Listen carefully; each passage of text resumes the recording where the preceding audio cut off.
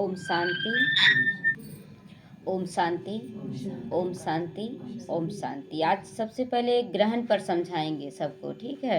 क्योंकि ग्रहण को लेके सबको कन्फ्यूजन भी बहुत है, क्या करें, करें ना करें, हम लोग ऐसे हैं। और सुबह से कुछ कितने लोगों का फ़ोन भी आ रहा है कि क्या करना चाहिए। तो आप सबसे पहले समझिए कि जब चंद्रमा सूर्य है, चंद्रमा है और धरती है, यही तीन से ग्रहण का स्थिति उत्पन्न हो रहा है ना। तो जैसे पहले आप देखिए कि जब सूर्य है तो सूर्य को भी ग्रहण लग रहा है, तो यहाँ पर सूर्य कौन है? उसके बाद नहीं, सबसे पहले ज्ञान सूर्य शिव बाबा है, ठीक है? तो शिव बाबा को कभी ग्रहण लगेगा? क्यों नहीं ग्रहण लगेगा? यहाँ तो सूर्य को ग्रहण लगता है, तो शिव बाबा को ग्रहण लगेगा? हाँ, फिर भी जवाब मिल रहा है नहीं। यानी कि शिव बाबा को ग्रहण नहीं लगेगा। शिव बाबा क्योंकि शरीर में जन्म मरण में नहीं आता है, तो उस सूर्य को ग्रहण नहीं लगेगा। उसके बाद हम आत्मा सूर्य है, तो आत्मा मास्टर ज्ञान सूर्य है, तो इसको ग्रहण लगता है, आत्मा को ग्रहण लगता है। क्यों ग्रहण लगा? आत्मा को ग्रहण क्यों लगा? क्योंकि वो जो ज्ञान सूर्य से जो चार्ज हो रही थी उसको भूल जाती है। द्वापर से वो ये आत्मा सूर्य उस मेन सूर्य को भूल जाती है, तो सूर्य को ग्रहण लगा। अब सूर्य का ग्रहण का प्रभाव किस पर पड़ता है? हमारी स्थिति पर पड़ा। हमारी स्थिति डगमग हुई। ये स्थिति क्या है? चंद्र का है। चंद्र ग्रहण हुआ, सूर्य ग्रहण, फिर स्थिति को ग्रहण लगा, तो ये चंद्र ग्रहण हुआ। और चंद्रमा पर जब हमारी स्थिति गड़बड़ाती है तो उसका प्रभाव हमारी कर्मेंद्रियों पर पड़ा, मतलब शरीर रूपी प्रकृति पर पड़ा, तो शरीर दुखी होता है।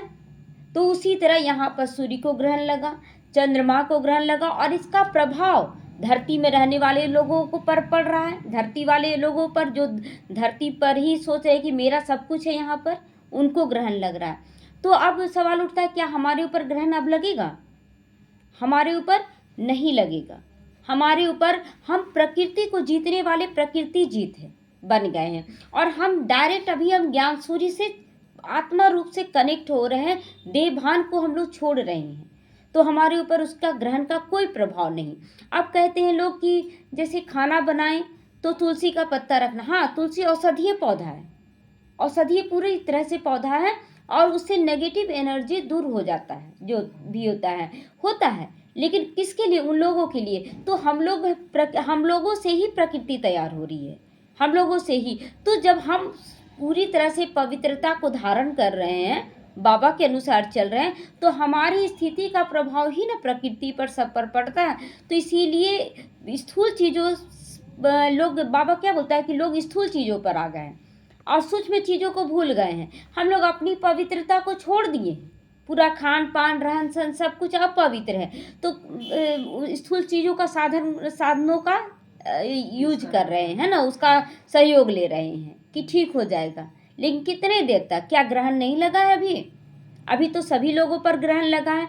तो हम लोगों को अपनी स्थिति को सुधारना है, अपने देह भान को समाप्त करना है, सारी कर्मेंद्रियों को सेवार्थ लगाना है, और ये आत्मा हमेशा निरंतर शिव बाबा से कनेक्ट हो जाए, है ना।